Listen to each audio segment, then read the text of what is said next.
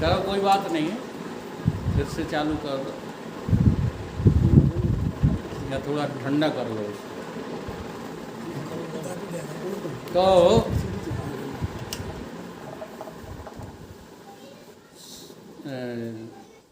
राम भगत जहाँ सुर सर धारा, जब जगत की आसक्ति का हम निषेध करते जाएंगे तो हमारी भगवान में क्या बढ़ती जाएगी?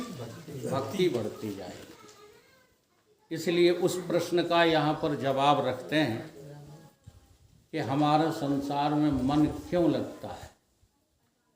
क्योंकि हम नेत्र इंद्रिय को प्राथमिकता देते हैं, कर्ण इंद्रिय को हम प्राथमिकता नहीं दे पाते। क्योंकि कर्ण इंद्रिय को प्राथमिकता देना संसार की बातों को सुनना नहीं है, बल्कि मल विक्षेप को अपने हृदय से हटा करके और फिर भगवान की बात को सुनने का नाम है कर्ण इंद्रिय। जैसे उदाहरण के लिए कर्ण जो है क्या दान करता था?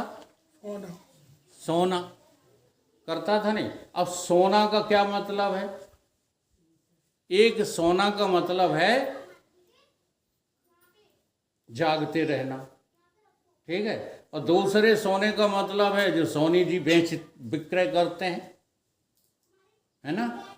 अब ये जो है कर्ण क्या कर रहा है, जरा ध्यान दो। हम उस कर्ण की बात नहीं कर रहे जो राजा है, वो तो सोना दान करता है, लेकिन हम इस कर्ण इंद्रिय की बात कर रहे हैं। ये क्या सुनती है, हाँ, क्या जो है छोड़ती है, किस किस का त्याग करती, नहीं सुनना चाहते। भाई साहब बहुत महत्वपूर्ण बात है। अगर आप प्रपंच की बातों को सुनना बंद कर दें तो देखो कर्ण इंद्रिय की आदत होती है सुनना। ये सुनेंगे, इसका स्वभाव क्या है? सुनना। और आप अगर इस पर नियंत्रण रखो, इसलिए भगवान ने सम दम दो साधनाएं बताई हैं। इंद्रियों को जो है निग्रह करना और मन का निग्रह करना।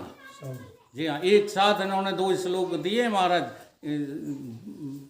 वासुदेव कृष्ण ने, शायद अध्याय 2 में ही है। पहला तो कहा कि कछुओं की तरह समेट लो इंद्रियों को, ठीक है।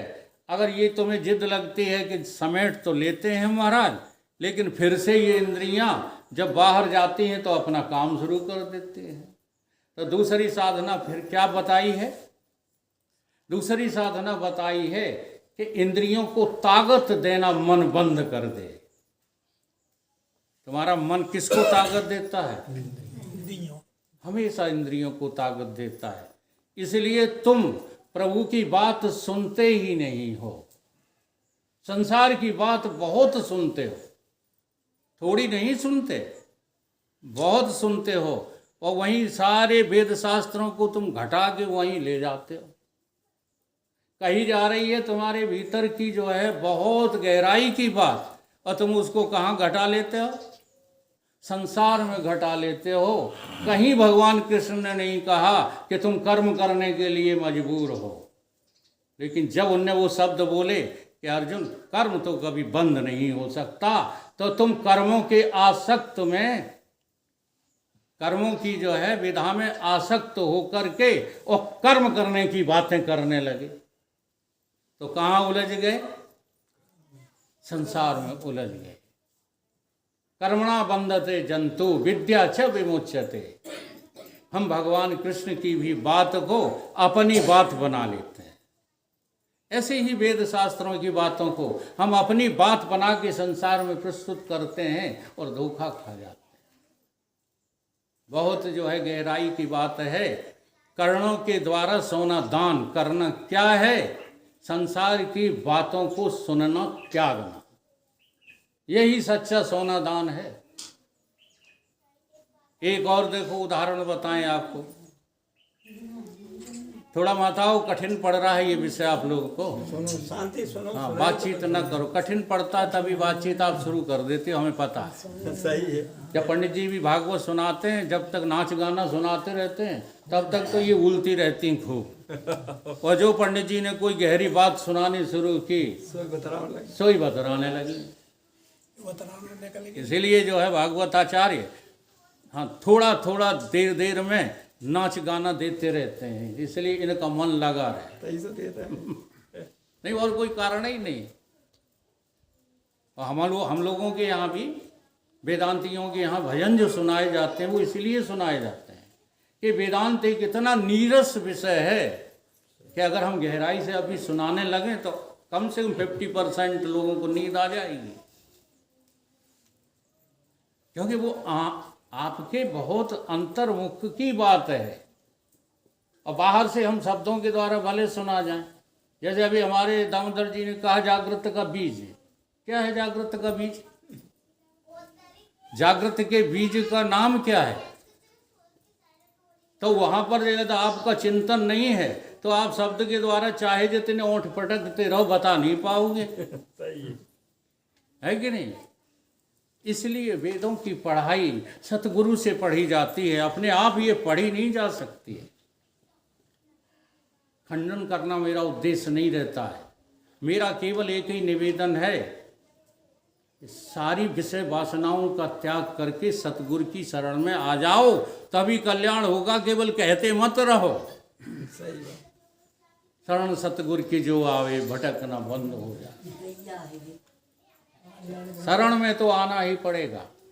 अब देखो, आप आंख के द्वारा कोई भी दृश्य कहाँ ले जाते हो? आंख के द्वारा तो ग्रहण किया है दृश्य आपने। कोई मनोरम दृश्य है या कोई गंदा दृश्य है, कैसा भी है, आंख ने केवल ग्रहण किया है। पहुंचा कहाँ है वो? हमारे दिल में पहुंचा है। मन बुद्धि चित्त अहंकार को मिलाकर के दिल बोला है। अगर ये शुद्ध है तो दिल है, और अशुद्ध है तो यही दिमाग है। दिल और दिमाग में यही फर्क होता है। दिल वाले भगवान को पाते हैं और दिमाग वाले संसार में उलझ जाते हैं। इसलिए ये जो पढ़ाई है ईश्वर की पढ़ाई, ये दिमाग वालों की नहीं है, दिल वालों की। ये तब जरूरी है बुद्धि, लेकिन बुद्धि के ऊपर भी कोई चीज है, वृत्ति के ऊपर भी कोई चीज है कि नहीं है? आखिरी तुम्हारी बुद्धि नहीं है, बुद्धि के ऊपर है धृति।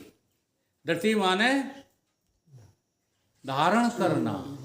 बुद्धि के निश्चय को तुमने धारण किया है अथवा छोड़ दिया है।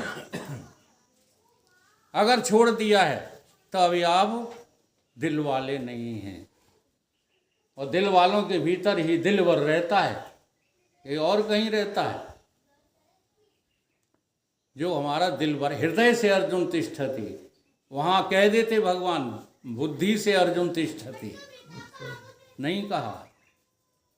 लेकिन जहाँ बुद्धि की प्रशंसा करनी है वहाँ भगवान ने बुद्धि को बहुत श्रेष्ठ बताया है, और है भी श्रेष्ठ। अगर भगवान में लगा दी जाए बुद्धि तो बहुत श्रेष्ठ है। तो दूसरा उदाहरण देते हैं। रुक्मिणी ने जब भगवान कृष्ण को अपने जो है हरण होने से पहले पत्र लिखा है, तो उसमें वर्णन किया है कि हे मधुसूदन, तुम जैसा सांवली सूरत वाला, मनोहर सुंदर छवि वाला मैंने आज तक कोई देखा नहीं है। अब जरा देखना, भगवान से जब मुलाकात हुई तो भगवान ने पूछा रुक्मिणी से कि तुमने मुझे देखा नहीं था, फिर मेरी छवि का वर्णन कैसे कर लिया? कैसे कर लिया?